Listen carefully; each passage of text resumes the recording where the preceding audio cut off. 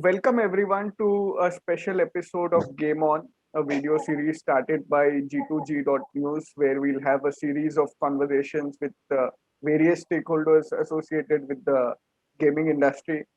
Today, we have two exceptional ladies joining us who have made a big contribution to the world of online gaming and the gaming industry in India. Introducing Ranjana Adhikari and Dr. Subi Chaturvedi. Quick introduction to both of them. Ranjana is a partner at IndusLaw, a law firm where she heads the media, entertainment, and gaming practice. And she's been actively associated with gaming laws and gaming industry for the better part of the last decade and has advised several big gaming companies on various legal issues. We also have with us Dr. Subi Chaturvedi, Chief Corporate Affairs and Communications Officer of learning and quiz platform Zupee. Dr. Chaturvedi is a multifaceted personality, really, and has been involved in journalism, diplomacy, public policy, and photography for over 2 decades. Great to have you both on the show. Thank you so much. And this is something which is really important for us to have conversations. So very, very passionate about internet governance, digital economy. I've been a public policy and a communications professional for about 16 and a half years. I come from a city called Lucknow where politics, polity, literature, culture, Bollywood, and cricket are buzzwords. When you're a child, you grow up grappling with nuances of culture, grappling with diversity. And it's been a very enriching experience, so to speak, both personally and professionally. I believe that I've powered some very, very critical government to government as well as brand related conversations, both in terms of public policy advocacy as well as meaningful campaigns connecting users with brands and how do you build really a brand with a purpose. So the intent has always been clear. Not only do you drive user growth, but you also create forward looking policies for the space, which is clearly innovative, that is disruptive. And this is where I think we've seen policy and law both play catch up. So this is what really excites me. Having now worked with Star, with Gas Authority, COAI, Yes Bank, I'm currently with Zupee. And this is, like you said in the beginning, an online gaming and gamification company. We truly believe in marrying the trio of information, education, and entertainment, to bring not just the levers of knowledge and technology, but time-tested traditional games to the mobile screen. And we believe in re-engineering them with a competitive experience. So the mission is to truly use gaming as a medium for learning and skilling so that you can train people around the country, take these stories global, and prepare them for the future. How do you really address the future of work and the future of jobs? We started in 2018 by Dilshesh Singh Malhi and Siddhant Saurabh, and today we are proud to have over 10 million users and a very, very strongly knit community. Well, after such a articulate and illustrious introduction that Subi has for herself and her organization, I'm totally zapped, to be honest. I think, Jay, you've done a wonderful job of introducing me already. Most of your audience would probably have known me for the last decade or so as a part of this. So I'm not going to take too much of more introduction time on this, but I'll probably just add one thing. Other than the fact that I'm probably a partner at a law firm and the ex-co-head at another illustrious law firm, I think I kind of like to call myself an avid proponent for this industry right out there, spreading the positivity that this industry really needs to thrive and just making the right noise over the white noise. That's how I'd like to put it. And I think with that, Jay, it's really back to you. And just, do either of you actually play any online games? And if so, what are your favorite games? I guess all of us have played, Nintendo. We've played Need for Speed, but I'm truly fascinated by the War of Tanks and Call of Duty and Age of Empires. No surprises there, but it's tremendous in terms of how do you tell stories? How do you tell immersive gaming experiences? So those are some of the games which have been old favorites of mine. So we do resonate here, I was going to name a couple of those games. Honestly, I'm not a poker or a rummy player. I only advise my clients on it. But I thoroughly have, I think from childhood, really enjoyed a lot of the arcade and these strategy games.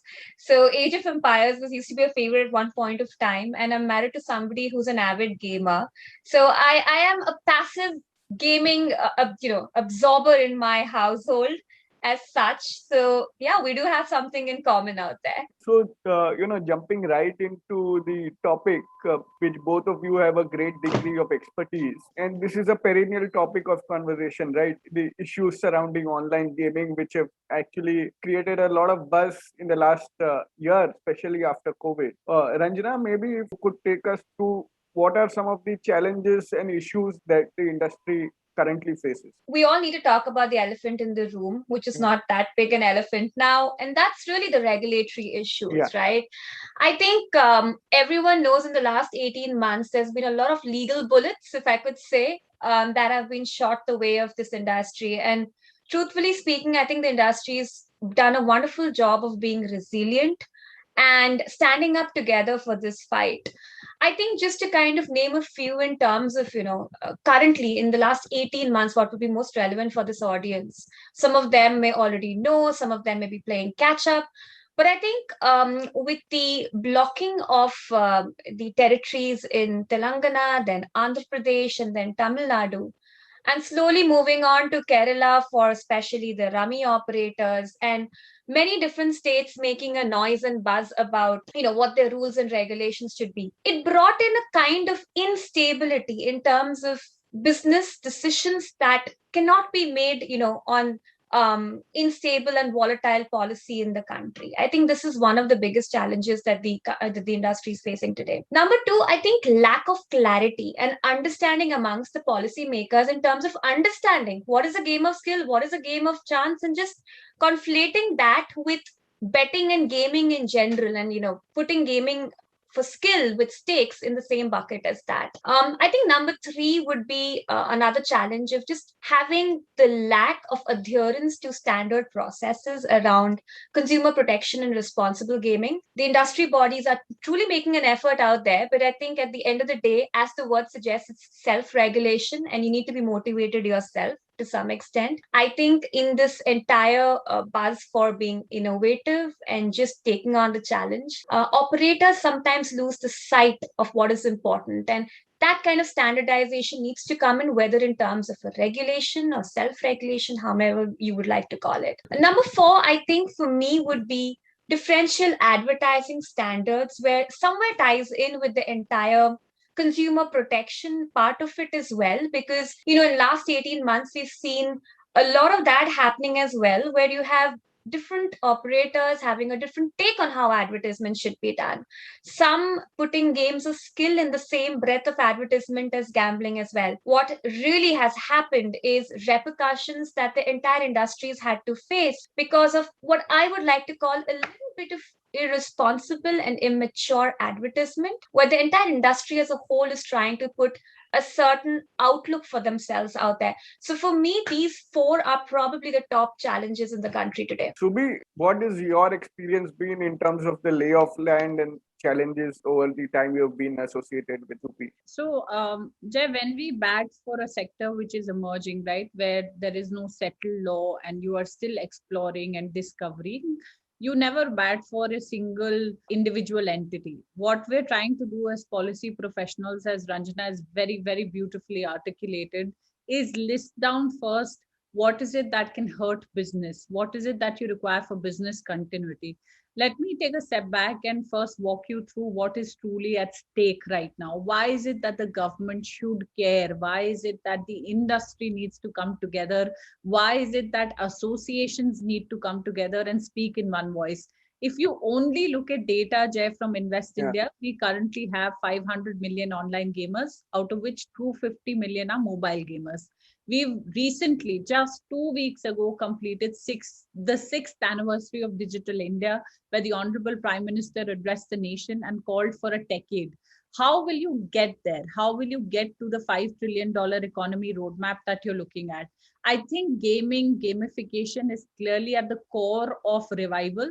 And I'm not just saying that because I'm part of the sector today. You're looking at a $24 billion media and entertainment market, and which has been showing a 43% growth from 2019 and 2020. Out of this growth, 43% compounded annual growth is the result of everything gaming and gamification. If you look at gamification alone, you're looking at a $27.8 billion industry, so to speak, in the next decade. You're looking at numbers for gaming upwards of 3.8 billion US dollars. In the first 3 quarters alone, India was responsible for 17% of world's mobile game downloads and installs. And as we stand today, where every economy, not just in India, we're looking at a black swan event, we're looking at a post-COVID world. Today, as we stand here, there are 15,000 game developers in India. You have 275 game development companies in India. And the latest KPMG report estimates this to see an increase in online gamers, to 657 million by 2025. We're roughly at about 400 million. That's the market size. It's bigger than a lot of established sectors. It's bigger than some of the sectors in manufacturing, in infrastructure as we stand today. And when you look at the transition that has happened, how did IT grow in the 2000s? How did you have the internet? So as far as telecom is concerned, we've had 4 national telecom policies. There is an agreement between the government. There's a licensee-licensor relationship. Globally, the internet grew because there was permissionless innovation. Innovation, Jay, always happens at the periphery. If you look at the internet, and that is our underlying layer here, there are 4 common values: openness, interoperability, universality, and the fact that it champions and powers free expression. So when you're looking at startups, and that's where most of us lie in that bucket, we're nimble footed, we're ahead of regulation, and we're disruptive.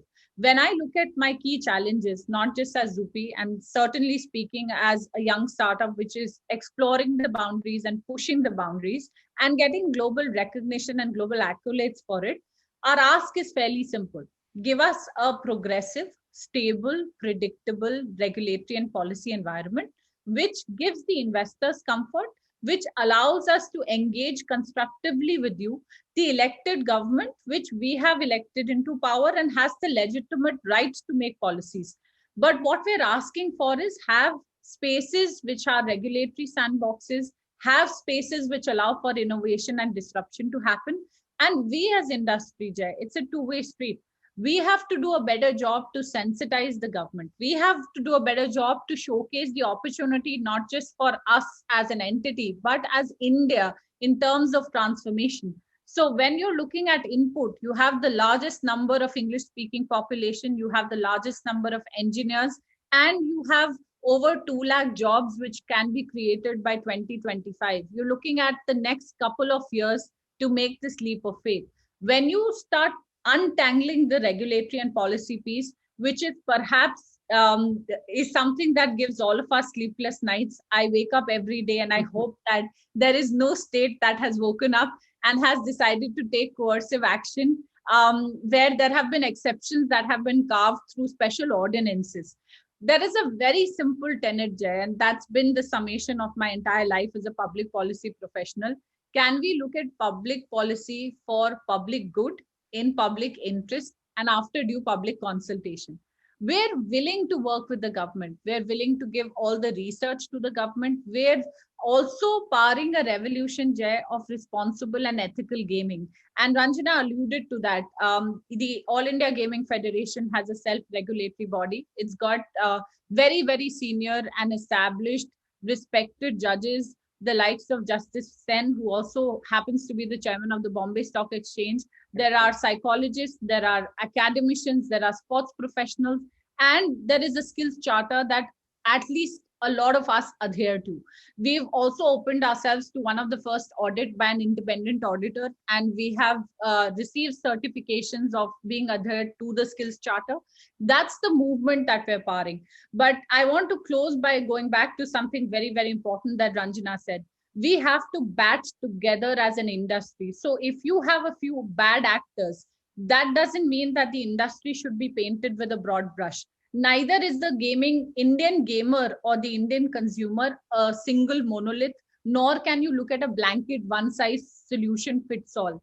As we stand today, Jay, and I'm spending a little more time on this because this is at the core of the entire discussion. We have to understand there are 5 different or 6 different categories of gaming: casual gaming, fantasy, sports, right? There's education, there's skilling. Currently, there are 168 million children who are out of school. UNICEF today says that we have taken a decade back in terms of regressing to the index of child development. How do you teach children? How do you upskill 700 million people in the next 3 years, according to the World Economic Forum report, so they're ready for the future of work and future of job? Gaming and gamification is at the center of problem solving. So what I am asking for very passionately is an ability to build bridges, an ability to institutionalize inputs and stakeholder engagement processes with the government, and also a leap of faith on behalf of the government, where all legitimate questions, and we're working with the government of Karnataka and various other governments, where we said, in terms of consumer protection, tell us how we can work with you. Tell us how, ombudsmen, grievance redressal officers, and that's the kind of responsible gaming industry that we're all coming together to create. So gaming for good and gaming for all is really the motto at Zupee. We've showcased by example, we've adopted practices that are way ahead of our times. But this is where we're saying that we're here to stay, and we're very happy and willing to work with the government to walk that extra mile so that India can rise and India can shine, and you can truly have a self-reliant Atmanirbhar Bharat. You've covered a lot of important pieces and shared some staggering numbers, in fact, on the potential and size, what we can achieve if there is policy clarity and certainty. But the unfortunate truth is, right now, as Ranjana also alluded to it, we have seen little unstable times over the last year, and what you also said, right, that some state banning suddenly overnight these kind of activity. So 2 questions here: how do we move to a national policy for online gaming? And second, how do we counter this entire narrative and this entire negativity that has been attached of addiction, of people losing money, especially in the real money gaming space of people? And this has to be obviously countered in a 3 or 4-fold way: legally through courts, policy and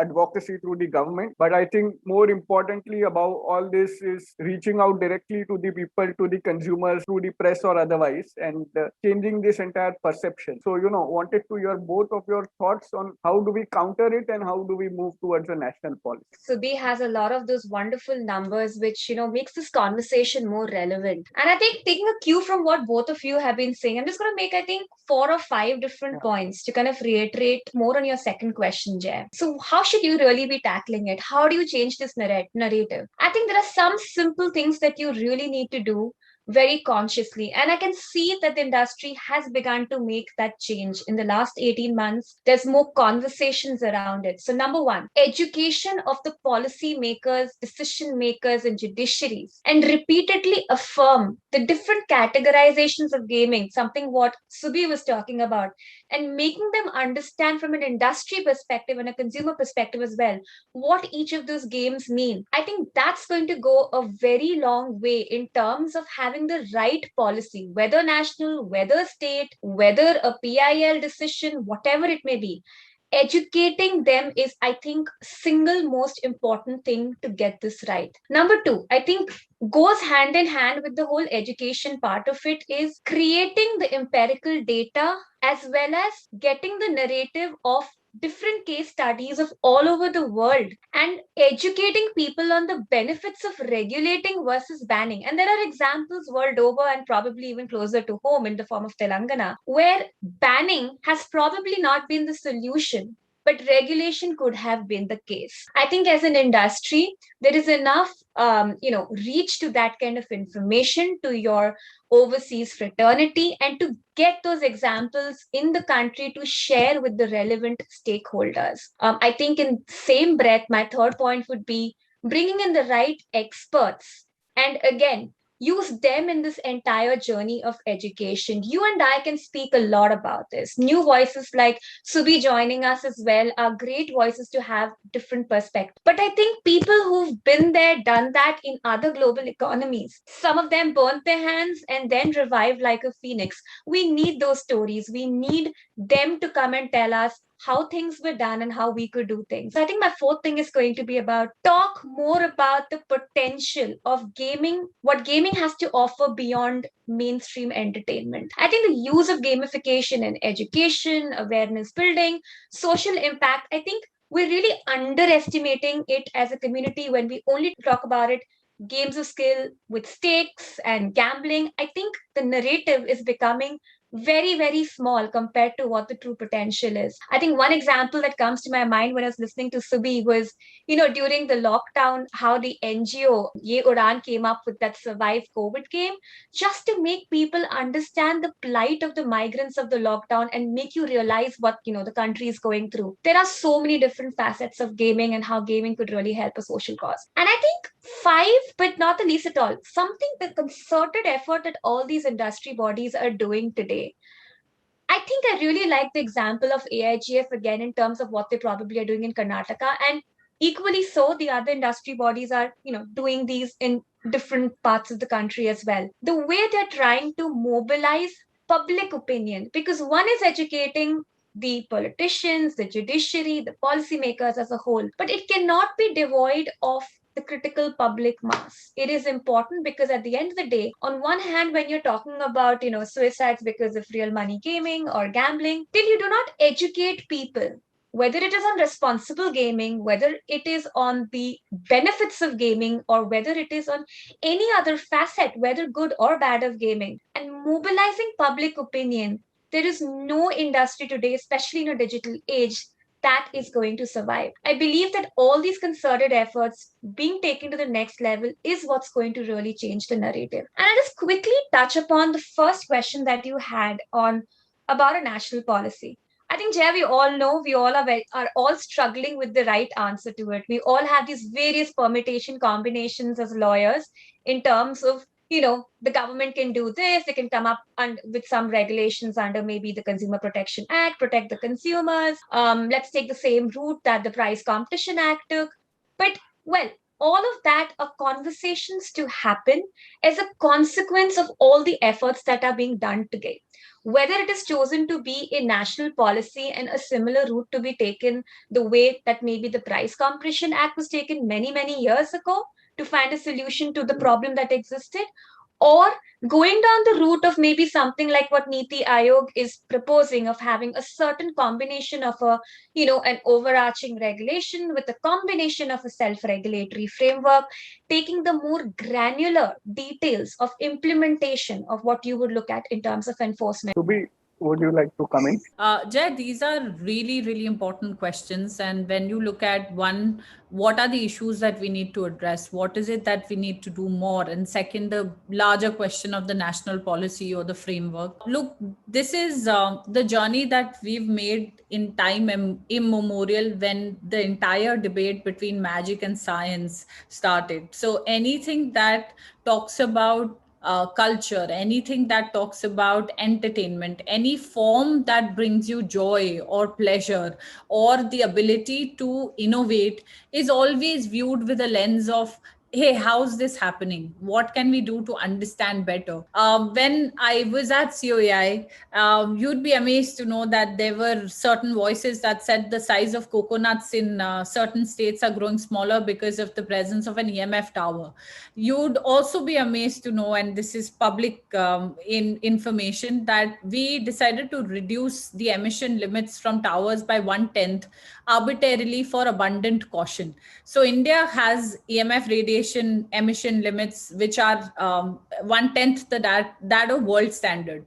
As you know, signals, it's science. There is a handoff. You need more towers if you reduce emission levels. And the emission levels are so low that they're lower than the microwave in your kitchen.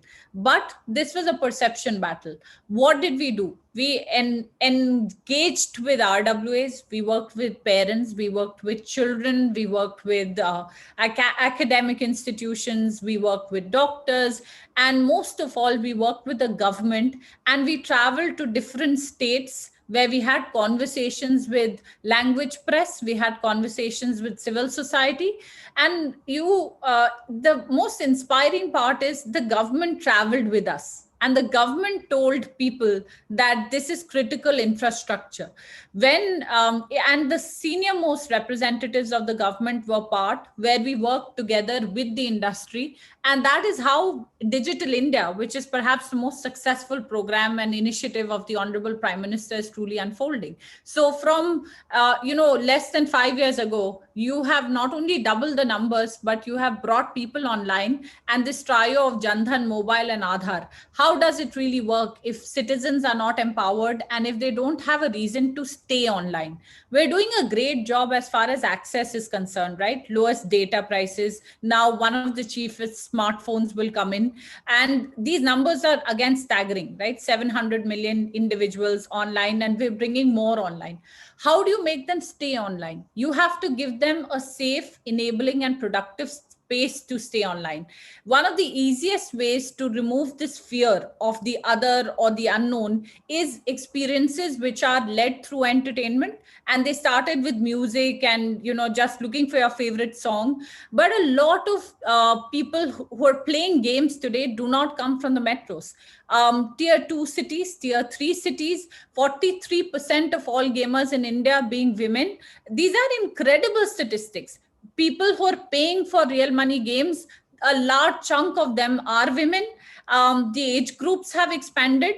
How do you then make sure that there is not just reason to stay, but there is a real conversation that is taking place on mental health, on well-being? The World Economic Forum today says the biggest problem that we need to solve for is not climate change, it is loneliness. Yeah. We're not saying individual games, we're saying multiplayer games, we're saying games which are about communities, games which are gamifying learning and knowledge. So Tesco, one of the largest brands in UK, decided to gamify its online training module. 4,000 employees were trained across 4 weeks. And the engagement percentage, retention and recall, adroitness, motor neural ability, games for corporate strategy. These are just some of the key takeaways that you take from an entire ecosystem which is willing to be unlocked. So clearly there's a perception battle, simply because when Sachin and Dhoni and Kohli were playing, nobody believed that this could be a full-time career. Sports was a second best option where if you could not get into a major tech college. That attitude has changed. I have been a professor for journalism and communication at the country's leading college. You had never heard of bright students taking gap years, and they did. They decided to travel across India. They decided to take up Teach for India fellowships. So parents have to be more open-minded. There's a recent study that says 70% of all gamers in India want to take up gaming professionally. And yet you will have a standard which will be contradictory, and they'll say, don't look at this as a career option. How do you marry this dichotomy? So a lot of it is resting on the shoulders of individual players. It is resting on the shoulder of influencers or people who understand tech as a sector. And this is where conversations with governments need to happen on a regular basis, where, the understanding of addressing regulatory uncertainty. Where is overreach of law? What is the problem that we're trying to solve for? A lot of it starts from law and order and home. But is the solution looking for a kill switch? Is the solution throwing the baby out with the bathwater, saying, why should we deal with it? It's too complicated. So first, addressing perception. First, making sure that you play responsibly, you play ethically. Also understanding that any industry to gain legitimacy has had a great engagement with academia. So we're looking at centers of excellence in institutions of eminence. It's fascinating. There are 275 academic institutions that teach game design. How many times do we talk about it? I've recently had a conversation with a major newspaper where we've talked about jobs that exist, and we've talked about programs that exist in these institutions. 25 of these are located in Delhi and NCR alone. Are we discovering them? Are we looking at newer career options? Are we looking at, when we look at employment studies, We recently learned in February that 40% of our engineers are not directly employable to go into the corporate world unless corporates spend enough time and resources in value addition and creating a bridge for them to be ready. So how do you build these bridges when we're looking at 5G, when we're looking at 6G? We're looking at games which are immersive. We're looking at telling the India story to the world. So unless we do a better job of saying, let me learn what this is about before jumping to conclusions. Let's not look for the easy options. Let us not look for, let's look at the kill switch and blame the technology or the platform for it. But what can you do with the road? If you put garbage on it, it'll give you back garbage. How is it that we grab this opportunity and don't get left behind as we did in the 5G conversation? So there is an opportunity clearly staring at us. And I want to go on and tell you that today, Jeff, we're not competing with companies, we're competing with countries. If we don't get our act together, if we don't look at controls, and I'm not even arguing for regulation, why is it that we're not looking at more resilient forms of self-regulation? And we'll come to that very quickly. There are processes in place for news broadcasting associations, for editors guilds, and the industry is willing. So this is where, how do we put ourselves forward as an industry? How much of transparency are you talking about? How much of accountability are you talking about? And clear actions to be taken. So I'm saying, you don't just give a rap on the knuckle and say, hey, don't do this. Even with self-regulation, I think we can do better. But because of the views of a few self-interested people, or let's say they don't have adequate information, or they're not poorly researched, the recent courts have opined that, the morality of the issue is not the subject of court matters. Good parenting lies in the hands of parents. When you're looking at devices, when Blue Whale happened, Jay, a lot of people said, hey, how do we deal with it? It's important that young children are supervised. It's important that the industry sticks to the norm when it says there is age gating. Real money games not to be offered for people under the age of 18. We're doing that. So bad actors will always exist. But if you're looking at sports like MMA and boxing, and you're looking at subscription models, you're looking at younger people finding their voice, finding authenticity online, using gaming and gamification as a tool for multitasking and also for self-expression. We shouldn't look for the easy option. We shouldn't look for the kill switch. Now let's chat about a national framework and why is it that we argue that a national framework is a way to go. I am of the opinion that business knows the business of business best. In a democracy, what we need to look for is law and order. What we need to look for is a basic framework that has clarity and stability in how certain processes will be dealt with. If we believe that something is broken, then we need to fix it. But offline dangerous behavior becoming a cornerstone or a keystone for judging online value-added propositions cannot be your de facto rule for engagement or killing business or killing innovation. 2 lakh jobs is a very serious number. Currently, the industry in 2020's first quarter employed over 40,000 people.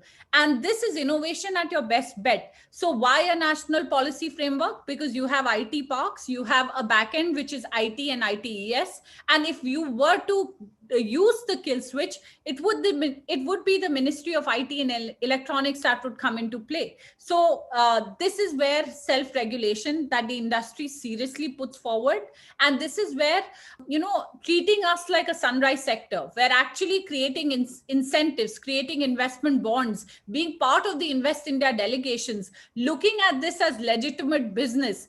And the test of a fair regulation, last thing, Jay, is, can it not just look at consumer engagement, but can it also look at orderly growth and how introducing new players and creating a robust sector? So it should not always be the stick. It also has to be a carrot where you incentivize self-regulation, where you recognize innovation and you celebrate innovation. I think both of you have touched upon a lot of issues, self-regulation, the potential, and not just looking at talking to the government, but a 360-degree approach, engaging with all the stakeholders and continuous engagement, not just a one-time engagement.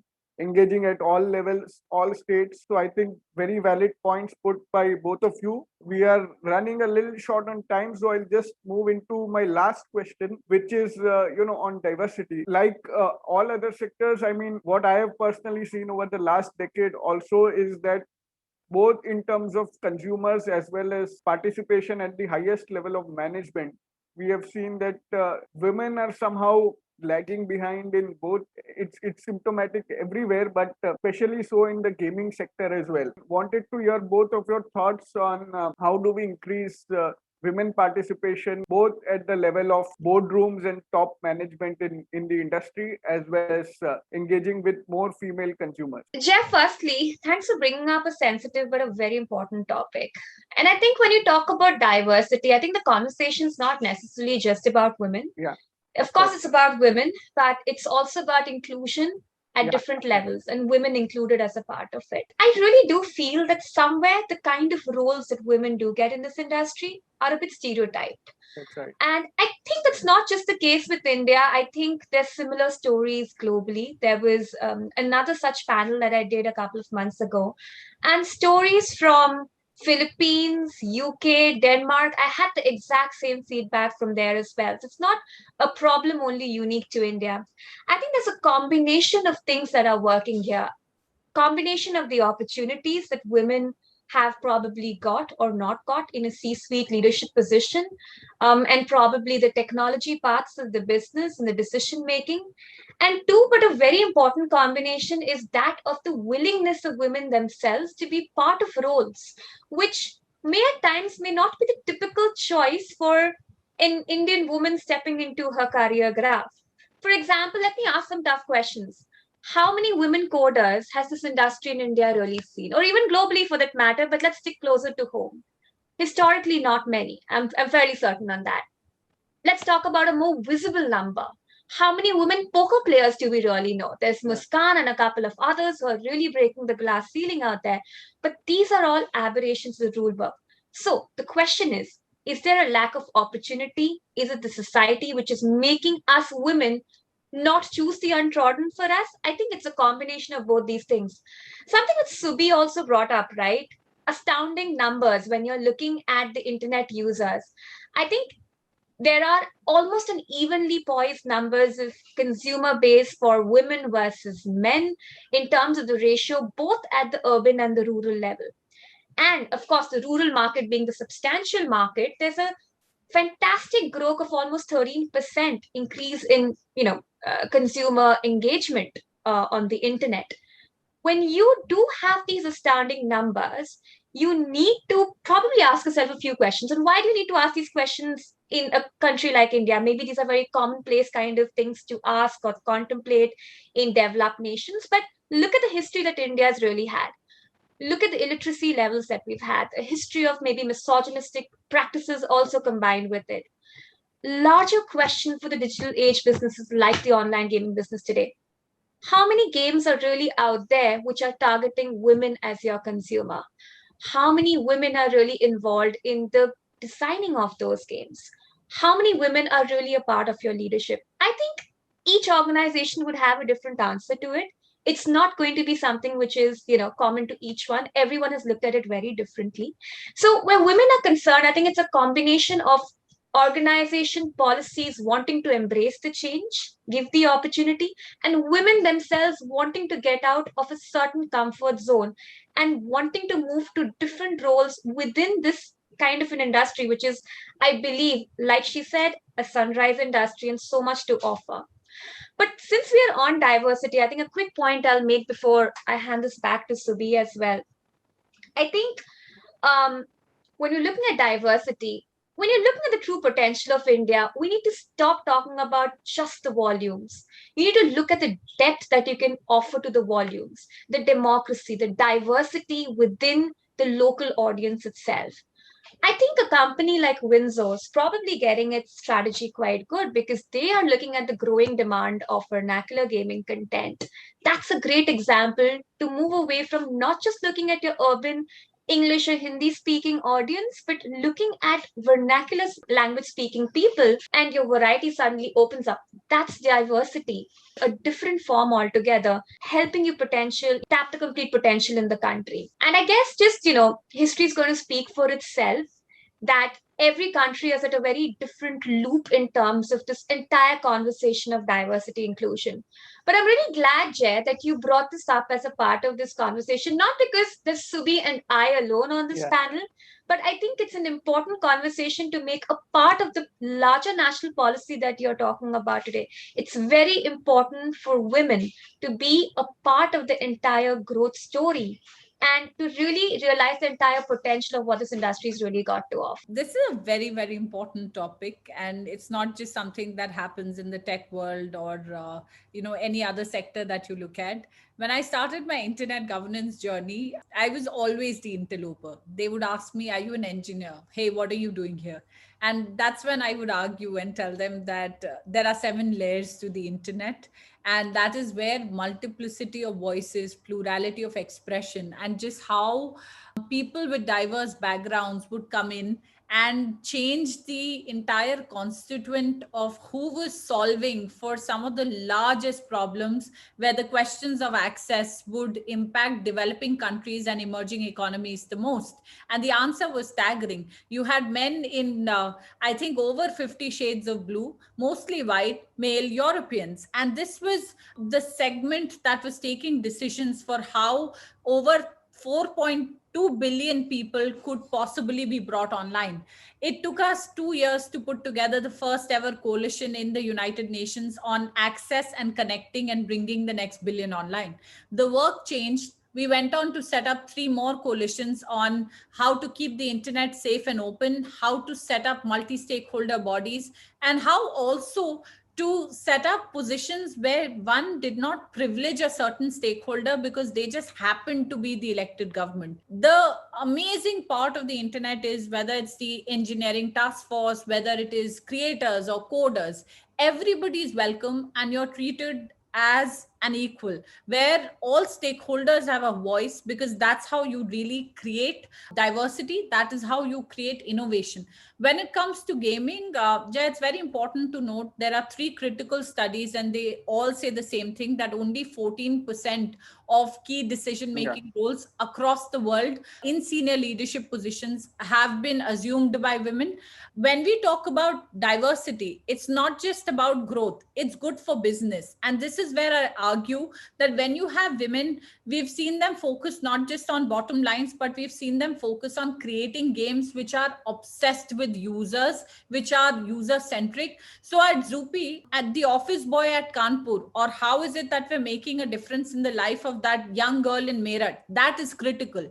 Our initiatives range not just from games which are inclusive, which are based on local language content, local stories, but they're also about creating an offline engagement arm of a Zupee Skilling Academy. And this is where we're working with the NIIT Foundation, with the Ekta Foundation, over 200 underrepresented young women, and largely young women, and some very bright young men are being skilled in digital marketing, retail marketing, where we're gamifying the existing modules of the Skills Development Council. And this is where representation, it's just so inspiring and so amazing that at Zupee, the head of product is a woman, the head of design is a woman. 45% of our entire senior leadership team are all women. And what we say is, it's not just about equal opportunity. They're very good at what they do. They have the ability to not just be more open and more receptive. When we speak about diversity, when we speak about inclusion, the perspective that you will get from a young engineer from Muzaffarnagar to Ghazipur to Darbhanga is going to be very different from what you're hiring.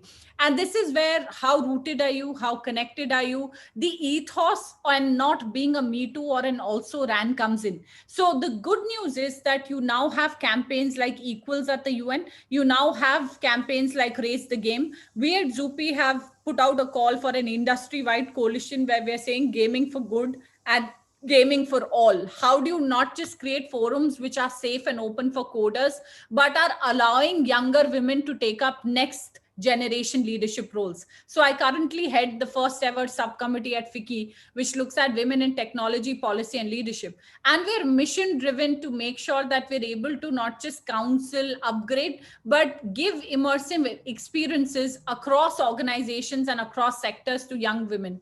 And the important bit is, 40 to 45% of all gamers, not just in India, but in Asia, are female. So you need a woman's perspective. In fact, when you're looking at how we are placed today, it's not just the industry. We're only restrained by access. We're only restrained by attitudes of people around us. So if at the level of filtration, if you have a female candidate who's almost equal or near equal, give her a chance.